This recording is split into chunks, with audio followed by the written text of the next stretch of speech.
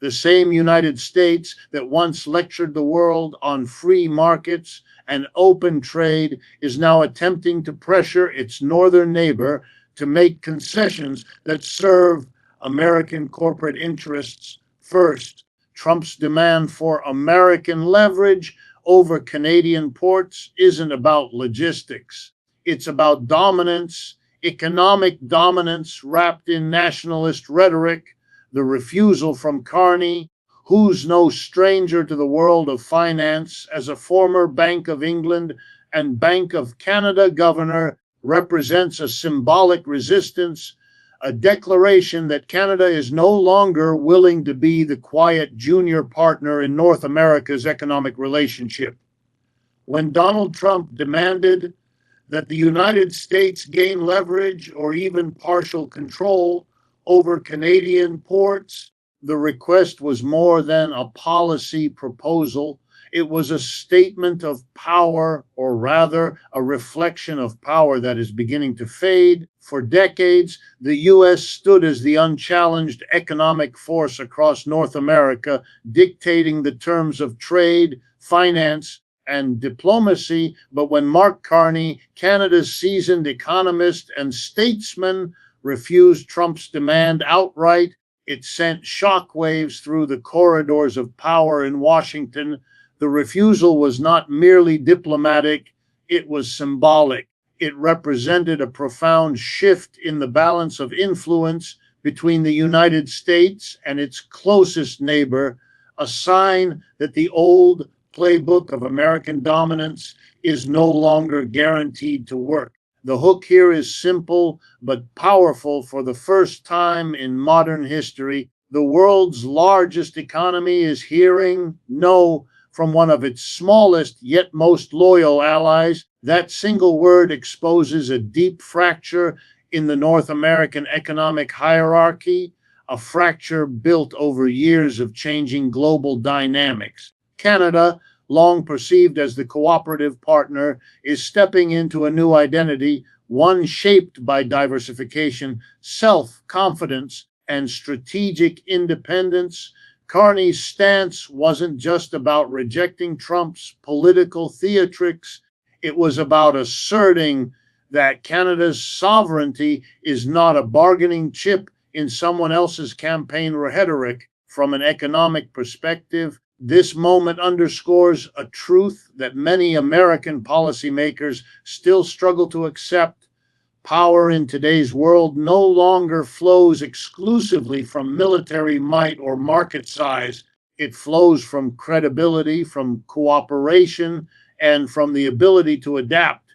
When the U.S. attempts to strong-arm its allies, it exposes its insecurity more than its strength. Carney, with his background as a central banker and a global financial thinker, understands the long game. He knows that Canada's leverage lies not in confrontation, but in its growing role as a diversified trading partner to Europe, Asia, and beyond. In other words, while Trump speaks the language of control, Carney operates in the language of connection.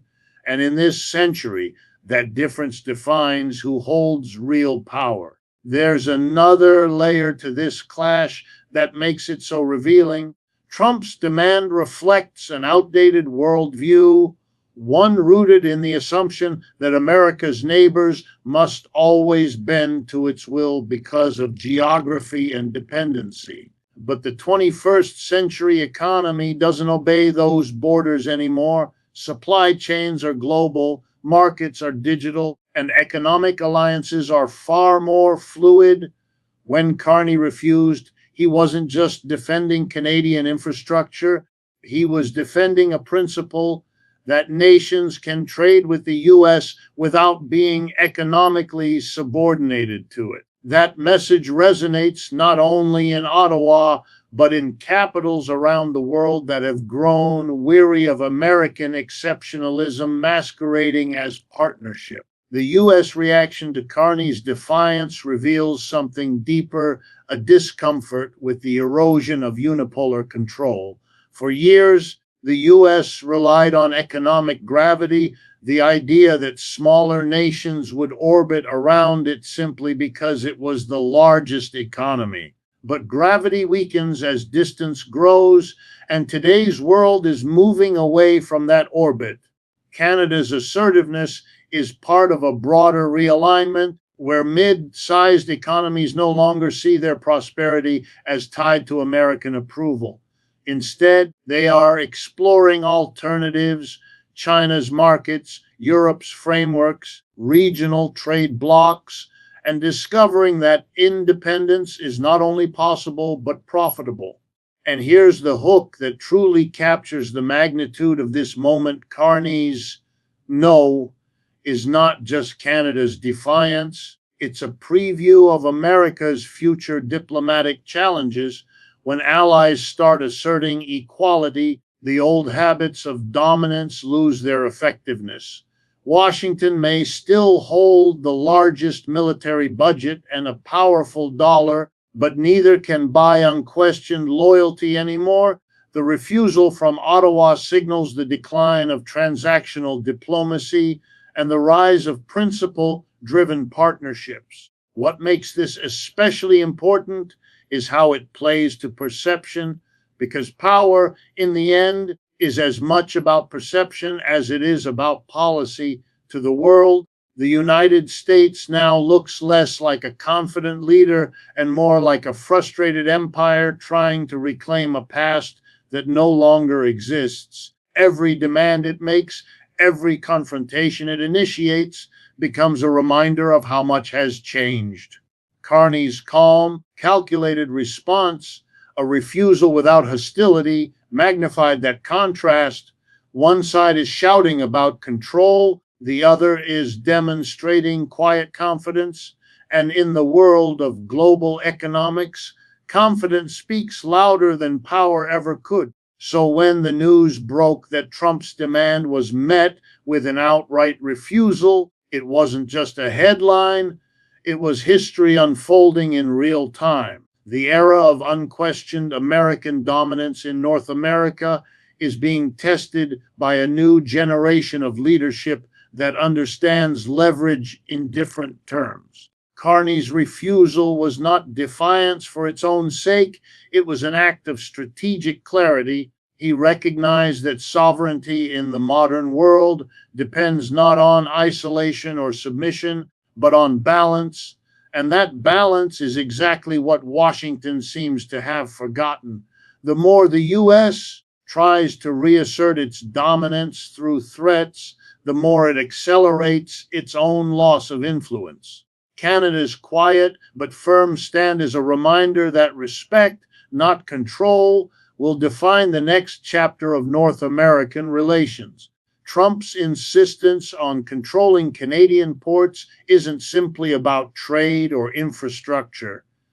It's about managing perception, masking a deeper economic insecurity that has long been building inside the United States. The demand reflects a recurring political strategy.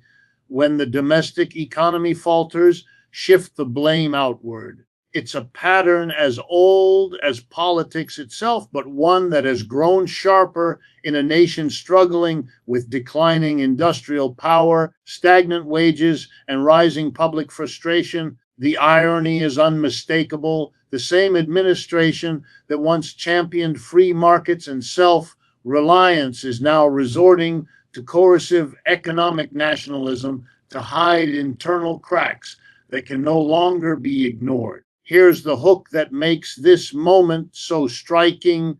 Trump's rhetoric about taking back control isn't directed at Canada, it's directed at American voters. It's performance economics. By demanding leverage over foreign assets, he projects strength at a time when America's real strength, its productive economy, has been hollowed out by decades of outsourcing, deregulation, and corporate greed.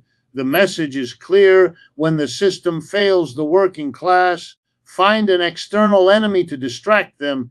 That's why Carney's refusal stings. It punctures the illusion of control and exposes the vulnerability behind the bravado. For years, the U.S. economy has been riding on the fumes of consumption, debt, and speculative markets. Meanwhile, the industries that once defined the nation, steel, automotive, machinery, have either declined or relocated overseas in pursuit of cheaper labor. The workers left behind were promised a revival, a great comeback, but what they got instead was political theater. Trump's trade wars and port demands are not strategies of economic reform. They're signals of desperation, attempts to convince the public that dominance abroad equals prosperity at home. It's a message designed to resonate emotionally, not economically. Mark Carney's rejection of those demands exposed the hollowness of that message. He refused to participate in a spectacle designed for domestic consumption. And that refusal hits at the very foundation of Trump's populist narrative that America can still dictate the terms of global trade through sheer willpower. The world has changed, markets have evolved, the illusion of American omnipotence has eroded, and Carney's calm no was more than just defiance. It was a mirror held up to Washington, reflecting its growing inability to control global outcomes. What makes this episode even more telling is how it reveals the gap between political slogans and economic reality. America first may sound patriotic, but in practice it has meant isolating allies, disrupting supply chains, and inflating prices for the very citizens it claims to protect. The United States, once the architect of globalization, now finds itself strangled by its own design, a consumer economy too dependent on imports to sustain its nationalist ambitions. Trump's demand over ports wasn't about Canada's cooperation. It was about asserting control in a world where real control is slipping away. And here's the most captivating irony. The louder the U.S. insists on its economic might, the more the world begins to doubt it. Carney's defiance represents the rational voice of an era that values stability over spectacle. It shows that economic strength today isn't measured by how loudly a nation demands, but by how wisely it adapts. Trump's tactics may win headlines, but they also reveal the uncomfortable truth that America's fiercest economic battles are no longer fought overseas, but within its own borders against the very inequalities its system has created.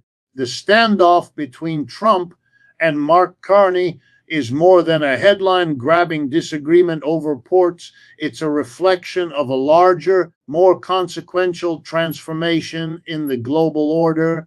For the better part of a century, the United States has operated as the unquestioned center of economic gravity, a nation whose influence stretched across oceans, whose approval was the gold standard of global legitimacy. But what Carney's firm refusal represents is a quiet revolution in international relations, the emergence of a multipolar world where economic independence is no longer a privilege of the powerful, but a pursuit of the pragmatic. The age of automatic compliance with Washington's demands is ending, and this episode is one of the clearest signals yet. Here's the hook.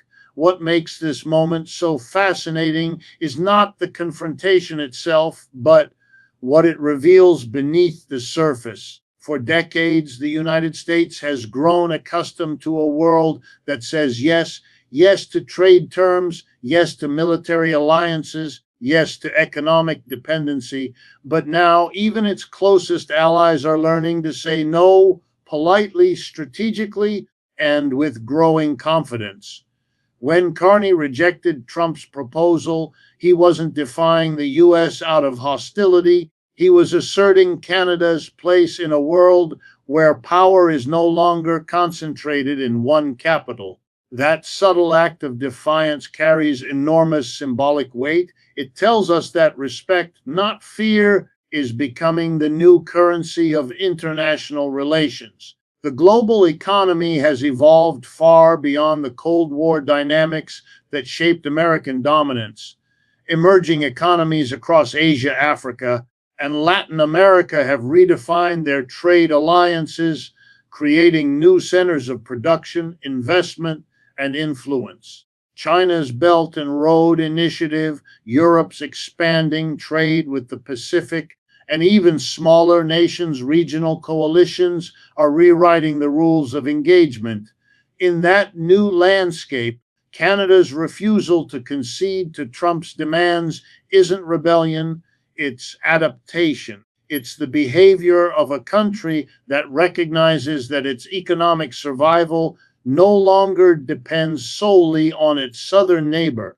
Carney's stance reflects this understanding that in a world of multiple partners and opportunities, subservience is no longer sound economics. This shift is particularly unsettling for Washington because it exposes how much global authority has relied on habit rather than legitimacy. For decades, the United States maintained its influence not just through strength, but through assumption, the assumption that others needed it more than it needed them.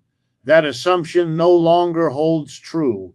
The U.S. dollar remains powerful, but its dominance is now challenged by digital currencies, regional trade settlements, and diversification of reserves. Military power remains unmatched, yet it increasingly fails to deliver economic obedience.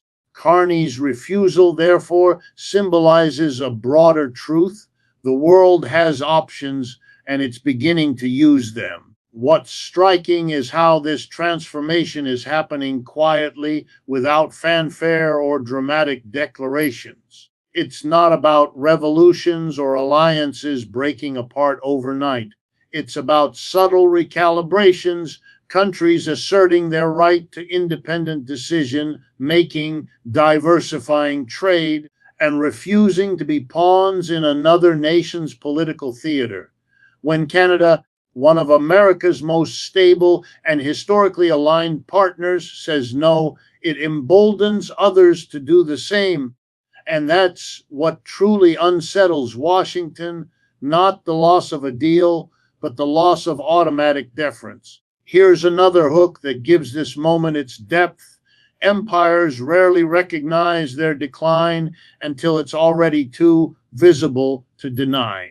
The louder the proclamations of strength, the clearer the signs of insecurity become. Trump's demand for control over foreign ports may sound like a show of force, but in reality, it reveals the fragility of a system struggling to maintain its old privileges. The United States still possesses enormous resources, talent, and innovation, but the mindset of dominance, the belief that power equals obedience, is what's eroding its influence the fastest. Carney's calm defiance was a masterclass in 21st century diplomacy. He didn't shout, didn't threaten, didn't escalate. He simply refused, and in doing so, he exposed the contrast between two models of leadership, one rooted in coercion and nostalgia, the other in strategy and balance. The world is watching, and the message is spreading. Sovereignty is not a gift from the powerful. It is a right earned through resilience, diversification, and economic maturity. This is what makes the U.S. Canada clash so historically significant. It's not about trade routes or port access. It's about who gets to define the rules of engagement in the new global economy. The United States can no longer dictate those rules alone because the world it helped build has grown too interconnected, too self-aware, and too independent to be ruled by one nation's will. Carney's refusal crystallizes that evolution. It marks the moment when respect replaced fear as the foundation of cooperation, when negotiation began to matter more than intimidation, and when even America's closest allies began to act not as followers, but as equals. The clash, therefore, isn't just political, it's philosophical. It pits two visions of the world against each other, one that clings to dominance and nostalgia, and another that embraces balance and partnership. And for the first time in generations, it seems that the latter is beginning to win,